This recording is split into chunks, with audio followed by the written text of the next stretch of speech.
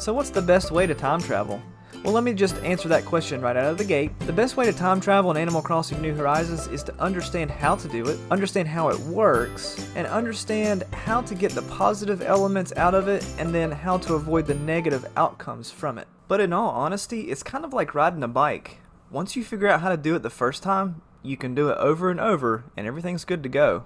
Just don't wreck. Okay, so for any beginners, very quickly, here's how to time travel in Animal Crossing New Horizons. First, you're going to save and close your game, or simply have the game already closed. Go to your system settings, system, date and time, turn off synchronized clock via internet, and then go to your date and time area and adjust the time. When you return to the game, now the new date and time will take effect. Okay, so I can't teach you algebra until you learn your ABCs. Here's some very important information that is vital in knowing before we go any further with this guide. Stick around to the end though, because I've got big news for the time travel consequences. So for the most part, the game sees time traveling as the next day, and will not corrupt or hurt your save game file at all. So whether you travel backwards or forwards any amount of time, the game sees this as a new day, unless of course you're traveling within the same day. Time travel doesn't remove items, it doesn't remove villagers, or in-game progress, even if you go backwards. I've had a few comments from others asking if they time traveled backwards if they would lose villagers that had already moved in, and the answer is no. The time on your island and another person's island doesn't impact each other. You can also join someone else's island if they've time traveled and vice versa. This is actually super helpful when you're playing the stock market. I've actually got another video on that topic of how you can use time travel to make a lot of money, and I'll put that link in the description. Villagers will never leave without you actually telling them that they can leave during that little move out conversation. I've got a little more information on that in the next section. Now if you time travel backwards, villagers won't advance in the move in or the move out process. And as a matter of fact, there's a terrible glitch around this, so be sure to stick around for that, because that's also in one of the upcoming sections. Traveling backwards doesn't allow for building construction, upgrades, moving buildings, and things of that nature to be completed.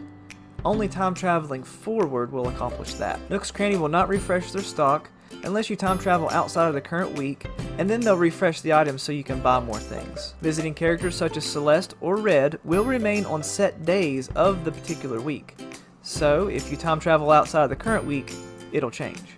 So here's a bunch of benefits or reasons as to why you should time travel. So one of the main reasons that people time travel is they'll hop one day at a time to kind of speed things up.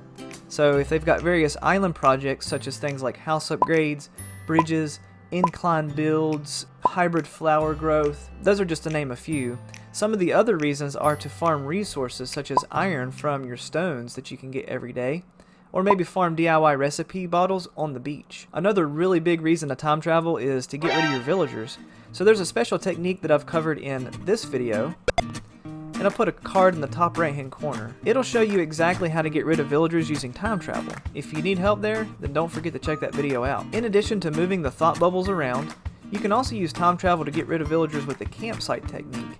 In essence, you time travel 6 days in the future, and then 1 day at a time from there until you get a campsite villager. And then in return, you can kick out the villager this way. I've actually got another video on that, and it'll show you how to do everything, and I'll put a link in the description for that as well. You can make a lot of easy bells with your money trees. So since the money tree spot shows up each day, you can start your own money tree farm rather quickly. You can make a lot of easy bells by selling turnips. Lots of people will set their time settings on Sunday, buy turnips, and then travel to other players' islands to sell for a huge profit. You can make a lot of easy Nook miles. So normally as you log in, you can collect additional Nook miles from the resident services terminal. You know, you get your daily bonus and it keeps adding up more and more. Well, you can continue to do this as long as you time travel in single days at a time, forward or backward. You can get a lot more DIY recipes from the beach. So the daily recipe bottle found on the beach will respawn. I believe it respawns twice a day. There is a rumor that some people can get 2 DIY bottles every day by obtaining the first one around 6 AM and the second one around 6 PM of that same day, but from what I can tell, it's a little hit or miss. What do you get? Do you get 2 bottles per day? Let me know in the comments below. So as I mentioned earlier, one of the main reasons why people time travel is resource gathering. So your fossils and your rocks and the resources in the rocks, also furniture from shaking the trees, the money tree spot, the fruit on the trees, they'll all respawn. Shooting star nights is another big one. So shooting star dates are different for every person playing, However, once you find out what date that you're having shooting stars, then you can time travel back to that date at any time to get more star fragments. Just be sure to time travel to the following morning to collect the star fragments before traveling backwards. Otherwise, you may lose your star fragments. I mentioned this earlier in the video, but remember, once the visiting characters appear on a certain day of the week, you can time travel back and forth to those particular days to continue to interact with them. For example, if Celeste finally shows up on your island, you can time travel backwards and forwards repeatedly to continue to receive items from her. This works for Red, Gulliver, and any of the other visiting characters that come to your island. Time traveling to various seasons is very popular as well. For example, you could time travel to winter time to start collecting snowflakes for, the various DIY recipes. Speaking of DIY recipes, you can time travel to fall or winter and you can get pine cones and Christmas ornaments from the pine trees. You can most certainly time travel to certain events, but it has to be as long as Nintendo has unlocked that event in the latest update. You can also time travel to various months to get different bugs and fish. I'll give you a little tip. June and July have some amazing bugs and fish. Go check it out. And a lot of people will time travel back and forth as they find that Kix or Leaf is on their island because the villager shops will refresh. The Able Sisters daily stock will refresh too. However, you might have to time travel outside of the current week to refresh the weekly stock for Able Sisters. Okay, so now for the time traveling negatives or the consequences. Now, if you can combine everything that we've learned up until now with all of the consequences and things that we're about to talk about, then you'll really start to understand the best way to time travel in Animal Crossing New Horizons. Weeds and flowers naturally grow every day, but as you start to time travel, you'll notice that your island will start to collect weeds and flowers just about everywhere. It's not really a big deal, but you will have to clean things up later. And if you're concerned about having a 5-star island, then you will want to keep that cleaned up, because it does have a negative impact on your island star rating. So one of the only bugs that you can't catch is one of the only bugs that you can actually kill. As you start to time travel more and more and you start to hop around 30 days or so,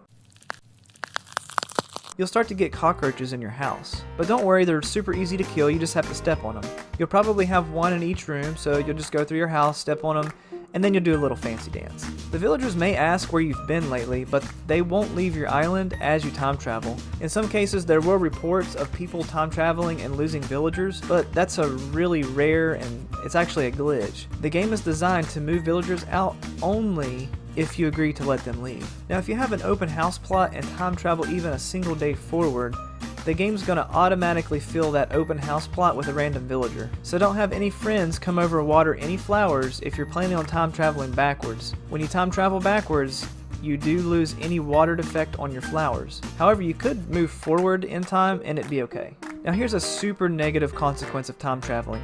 If you have a villager that is in the process of moving in or out, then be sure not to time travel backwards at all. And be sure to only time travel one day forward at a time until that villager has completed the entire move-in process. Otherwise, there is a current glitch to where the current villager will be stuck with the previous villager's house exterior. And the only way to get rid of this glitch is to move the villager out and back in again. But unless you have an amiibo card, you can imagine how difficult that would be. Your turnips are absolutely going to spoil if you time travel backwards, but you can time travel forward. You can actually set your time to Sunday